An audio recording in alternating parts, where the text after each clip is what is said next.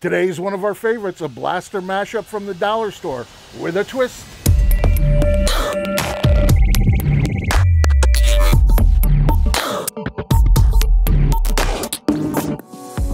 Hey, how's it going? Anthony Farrar here at Great Sci-Fi.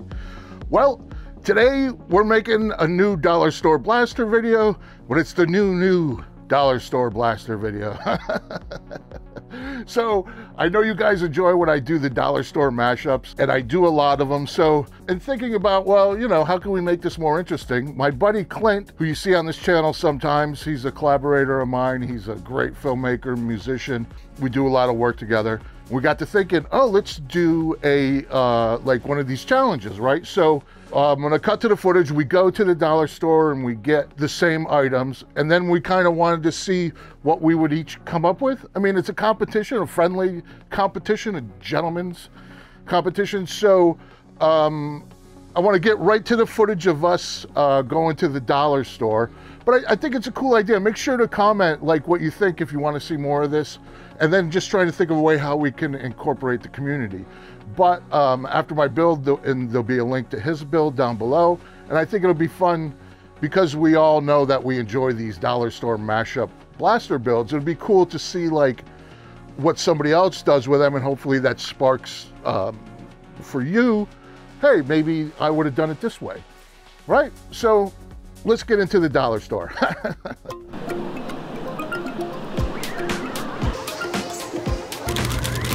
Oh yeah, check this one out. It's got a big handle, so that's great.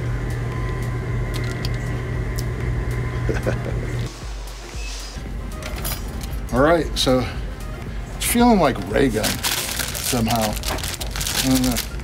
I don't know, we'll see. Oh yeah. Sold. Yeah, that'll work. Yeah, this would be good for the random thing. You know, it's got some good shapes in there. It's usable. It's going in.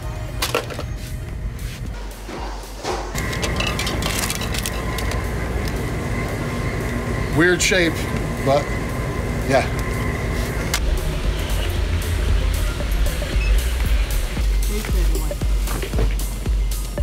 Hey, here at the Dollar Tree with System Sin, got some loot. We're gonna make some blasters. Do it. All right, got the loot. Let's see what we got here in the bag. I've forgotten already. Bunch of stuff that shouldn't be stuck together to make a blaster. I mean, this is the main piece and it's adult sized, and that was like my first idea, right? You're always like, first idea is the best. Probably is, and you'll see later. Yes, it is for me. Now I'm just trying to get the guts out of this. Because it's a dollar blaster build, I'm reluctant to take everything apart, and I pay for it. So just trying to pull out that propeller. I exploded everything already, which is foreshadowing. So here, I kind of got this from the woodworking channels, the restoration woodworking channels. When they do furniture, they sort of, as they explode things by mistake, they immediately repair them. So I've adapted that habit, right? So it's like, let's just fix this thing that I broke before I forget to fix it and lose the little piece. So now that's fixed, and I'm starting to think this is what's going to work. You know what I mean? Like, so I don't want to seem so casual about it. What I'll do is, so there was that loop that I'm gluing on right now attached to that handle, and oh, okay, so it accepts this soap dispenser. So I think that's what we should do, right? So I try to not overthink it.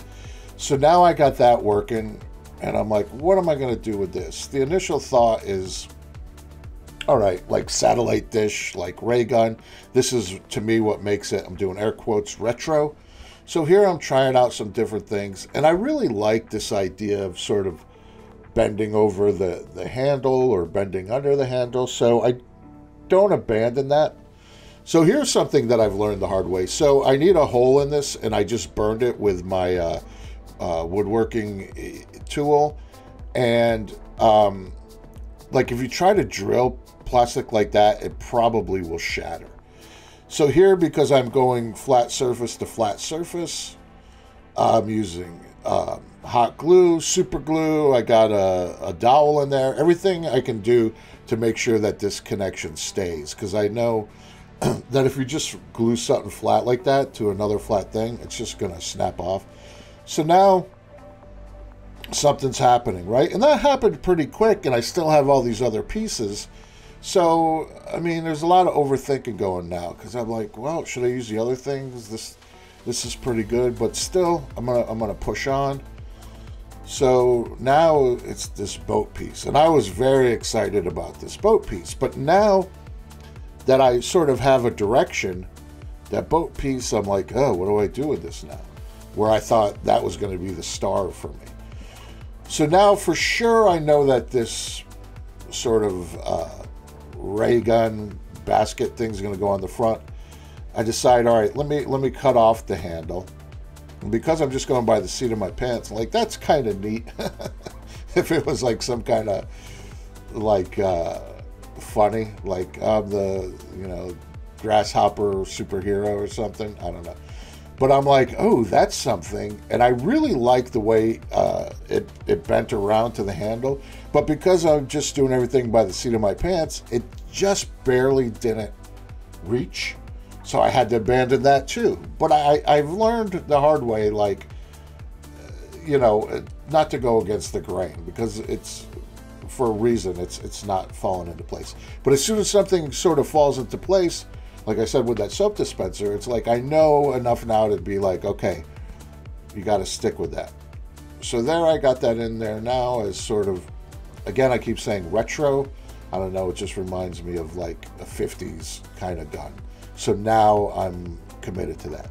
So now back to the tugboat.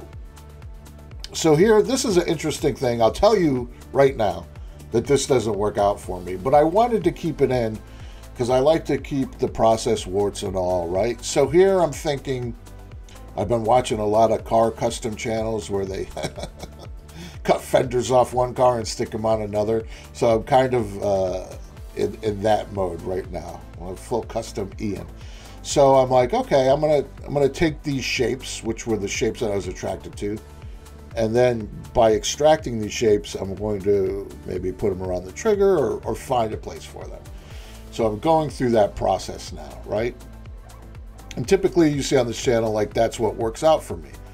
But here it didn't. I took a break from that because I'm like, this is not working.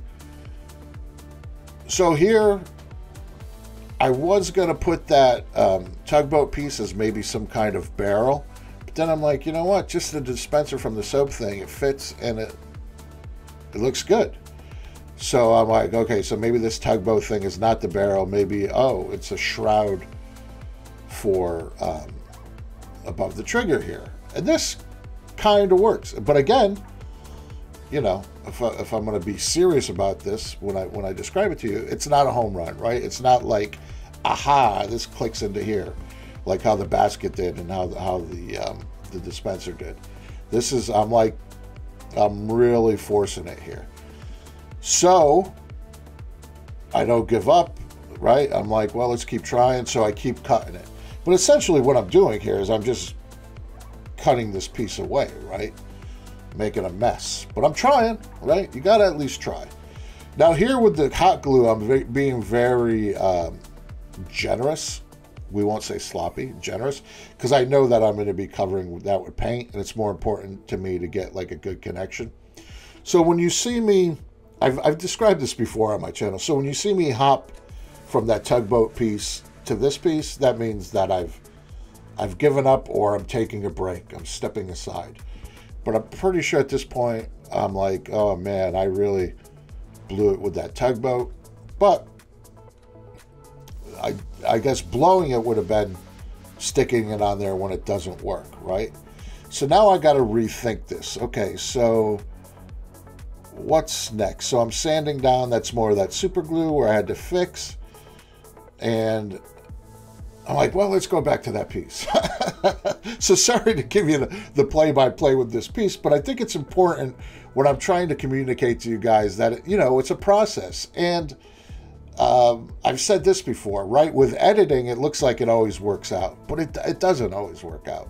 It's just a matter of like sticking to it and just knowing, you know, when it's working, when it's not, when to give in and when to push harder, right? So now I had no intention of using EVA foam on this, but now because that piece failed me, I'm like, you know what? Let me use some EVA foam. And me and Clint agreed that we would both use like one or two things that we already had on hand. So now I'm like, all right, so EVA foam will be my variable, my wild card. And I'm thinking, to prove my point, I'm like, oh right. So the handle has that sort of swirly flowing shape.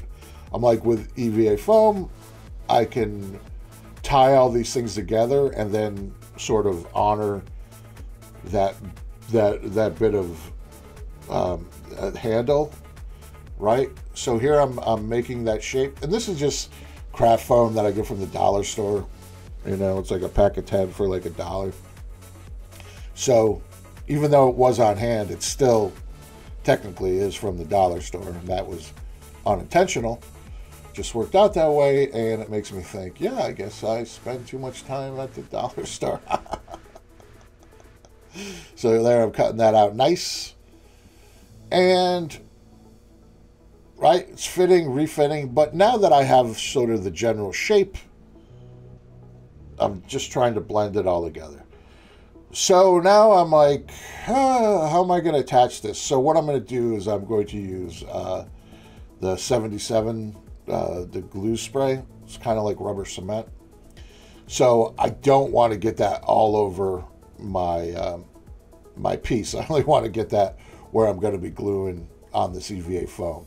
So I sprayed it onto the gun, and then I sprayed it onto the EVA foam, and you let that set for a couple minutes till it gets tacky, and then you put it together. Now, masking is sort of an interesting thing, right? Like, it takes time, but it takes more time if you don't mask and get paint or glue in places you don't want it. So it always pays to do that. So here I just have these scrap, like those wire secures. I use those a lot in my builds. That was just to sort of blend that bottom piece together. Again, that was just, I say this a lot, like I look to my left and I go, oh, there's a piece of that. Let's stick that on there. So now in these like sort of down and dirty, inexpensive, get her done builds, I just use wood putty.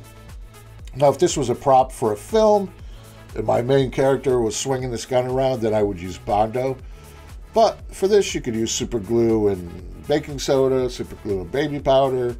I just like the plastic wood filler because it's already plastic. It dries very quickly. I can sand it very quickly, and it fills up those screw holes, right? But again, this is just a fun, like almost like a hobby build. So I don't get too crazy with it. So now I'm thinking, oh, I have these scrap pieces of foam. Maybe I can give it a little bit of a design. Again, that will echo that handle that was manufactured that way, and then it'll help. Right now, what I'm trying to do is I stuck these things together that shouldn't be stuck together. So now I want to tie them together, right? So again, off camera, I spray that with the cement, and I just do that off camera because the stuff stinks. So I go either do it outside or do it way on the other side of the room with a fan. So now, although that looks a little junky there, once I put paint, it's all going to kind of flow together. So, you know, on the other side, I try to make it as equal as possible, but, you know, I don't kill myself. But now it's coming together. And what was odd for me in this build is, like, I just used a couple of the pieces, not all of them. But I was like, this is kind of what's happening, right? And typically, in my dollar store builds, all my dollar store builds are typically two things that I stick together. And here I tried to do it with 3, 4 things I think we bought. And then it was interesting to find that, oh, my natural inclination is just to stick together 2 things. So in the future, I'll just stick to that. So here, this outer wire where I had to cut off the handle has a gap. So now I'm starting to come up with creative ways to sort of bridge the gap. And this is fun. So this is going to lead me down a road, right? So I'm like, I have this fishing tube laying around. I'm like, oh, maybe if I put this around the outside, and that's going to solve the problem. And then I'm like, oh, let me dress it up, right? So I'm still not happy with that. In my mind, this is kind of a funner blaster for me because it's more of like a cartoon vibe, right? So that's typically not what I do. So that was one exciting thing to me about this challenge is I'm doing things I don't typically do. So there, I think I solved that wire problem. I'll revisit it later, spoiler alert. So now we just want to sand everything down and get it ready for paint, to accept the paint. So I have all this wood filler all over the place. I want to get that smooth. And I have my various sanding sticks and my palm sander. That palm sander, man. So it's just like a squishy foam, and it has the loops on it like you would typically use with one of those powered palm sanders. But it's squishy, so it goes around corners. It's just one of those tools that I just use it so much. But I'm sanding, just trying to sand everything, not want to run away. But you see there, I have a moment where I'm like, oh, I have these foam dowels. And now with the foam dowel, I kind of commit to myself and agree with myself. You know what? This is kind of retro, cartoony. It's more Jetsons than Star Trek, right? And now I'm embracing that. And then there's always a moment, like for me, with this foam dowel, I'm like, yeah, yes, now I'm committed. And now I'm not on the fence about any of my choices. So the air comes out, and I just clean things with the air because I like doing that. So now I'm thinking maybe one more piece. I did make a mess with that hot glue up by the top of the barrel there. And I'm thinking, all right, maybe one more piece of foam, just to sort of clean that up, right? I could sand it, I could, or I could cover it with a piece of foam. But then now that's just a plain piece of foam. So I'm like, oh, let me use some old Adam Savage ILM Star Wars notcher trick. So I have this notcher that I use when I'm using styrene to make models and things. So, it's like a square hole punch, basically. And it just gives it a little something, right? I was trying to think. Gives it a little extra. Visually makes it more interesting. Just does. And it'll really pop once we put paint on it, right? So now I'm like, all right, I'm all in on like, okay, this is like a cartoon kind of space gun. So, because I used foam, it makes painting, it takes an extra step. So all the foam I hit with Plasti Dip, because you can't just spray paint onto the foam. So you put the Plasti Dip on there, so now I can spray paint. So I do the adhesion promoter all over the whole thing now, and then now I'm going to do a base coat of black. And then to get it to dry, I got my book. I wrote a book. Check out my book. Link in the description. It's about me making all this stuff before I have money to make a film. Why and how I do that. Check out the book. It helps. So now I'm going to go gold on this, right? I don't always go gold. I usually go silver and black. But I was like, you know what? Because it's retro, I'm like, it'll be more fun. So that's very gold. So now I'm thinking maybe I'll have fun with the paint job. So I have all these, it's called Aztecing. It's like these stencils that are kind of like digital camo. And I realized when using those stickers, I didn't want, because they're expensive and they're hard to find. I mean, I put a link, but it's not an easy thing to get. And so I'm very precious with them. So when peeling off the stickers, you're left with sort of the positive or the negative, you know, the part that you're not using. So I'm going to utilize that as a mask in this paint job. So here I'm just masking off things that I want to stay solid gold with my Tamiya masking tape, which is pretty awesome stuff. And there I'm thinking, yep, that'll stay solid gold. And then I want to get in on the Aztecing, checking it twice. Right, so the pieces that are missing from there are, I used them on my last paint job, which I think was a kit bashing. I can't remember. So I have these left over so they don't go to waste. So I'm just kind of putting this mask on the gun, and what I want to do is spray it with another metallic color. And like I said, it kind of does that, like that digital camo pattern. And yeah, I think it's a really cool, interesting technique. And my idea is that I'm going to do it like a metallic silver. And it's definitely a experiment, right? So you can see where I'm going with that now. And it's always, and when you're doing these fun projects, it's always a great opportunity to experiment. So now I did the silver Aztecing. I put it out in the yard to dry because it wasn't drying quick enough, and I wanted to get rocking with this. So now, put on a podcast and demask. While it's satisfying to take off masking tape, when you do this kind of masking, it does get a little bit tedious, but it'll be worth it in the end. So here I'm gingerly taking off all this masking. An X-Acto blade is your friend when you're doing this kind of work, and inevitably you're going to miss a piece, right? So I try to squint, put on my safety glasses, put on my bifocals, reading glasses, and then there you see it's a very subtle effect. Now I'm going to hit it with a gloss clear, and again, I don't usually do that. I usually do a matte.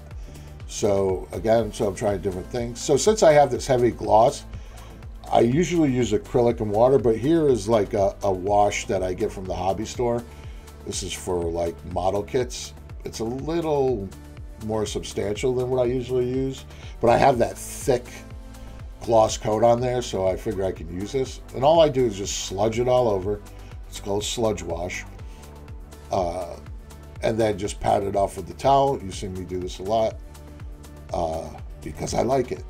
But again, if you want a glossy mirror-like gold gun, you just don't do this step. Now my trusty air comes out, get it out of the cracks and crevices. That's really the best part about the air. And then now I have my water-based acrylic paints that kind of act like oil paint. And I'm just using this one on my finger because I really want to get it in those grooves, since we took the time to sort of carry on that vibe, that pattern throughout the whole stock of the piece. I just want to make sure that that pops. And this is ensuring to me that it will do that. So now I always like to add 2 or 3 colors that are hints of color. And if you weren't watching this video, you wouldn't register these colors when I show you the final piece, but like I say all the time on this channel, not in this case, but mostly I'm making props and costumes and things for film. So I just find that the camera likes it when there's just like these little hues. Like I said, I'm going to pink, and then now I'm going to use purple. And you know, I hate to say it, but it is what it is. Like with these colors, I really just, I don't overthink it. It's like whatever I have on hand, bing, bang, boom, because I'm going to wipe off 99% of it. And it just leaves this kind of residue behind that pops. So now I'm drying it off, and I go, whoops, and I want to go gloss clear on this. So I do a gloss clear coat, and then, yeah, all right. So let's see. Let's go to Clint's first. And then there's Clint's piece. Nice. I really love how he made that stock. I really think that was a great use of that tugboat piece. Really cool. Really dangerous looking. I like the way the wires kind of give you that vibe of like, okay, there's some kind of serious power with this thing. Nice sharp detail. Cool paint job. Very nice. All right, so here's mine. More cartoony, right? More retro. More shiny. Gold. Where I feel like Clint's is going into battle. And mine, I think, is going into comedy. And you see there those lines I was talking about in the gloss. Yeah, that was a lot of fun. There it is. Very happy with this. And what was fun is there's lots of things that I wouldn't typically do, but I did because it was a competition and the pieces were sort of what I had to work with. So yeah, it was a lot of fun. Now, obviously, I said this was a competition between me and Clint, a friendly competition, a gentleman's competition. So in the comments, let me know which one you liked. I liked them both. I kind of think I got to give it to Clint. He used a lot more pieces than I did. And I think it would be pretty close, but I think him adding that stock really put his over the top. But like I said, friendly competition, go check out the links below. You'll be able to see his whole build. Let us know what you think, and let us know if you'd like to see more of this. Or I was thinking maybe I do something universal like a Temu shopping list, and me and Clint do it, and then everybody can get involved, and we'll do sort of a show and tell. But anyway, as always, I hope you found that useful. I did. It was fun. Got me thinking different. Yeah. Check out the merch, subscribe, my book, Patreon, all that stuff. But remember, I'm just here to help make sci-fi. Let's kick it to the avatar. Hey, I'm just the avatar, but you might want to check out this video, maybe that video. For sure, subscribe if you haven't, and check out the merch. Buy some merch, that really helps. But hey, what do I know? I'm just the avatar.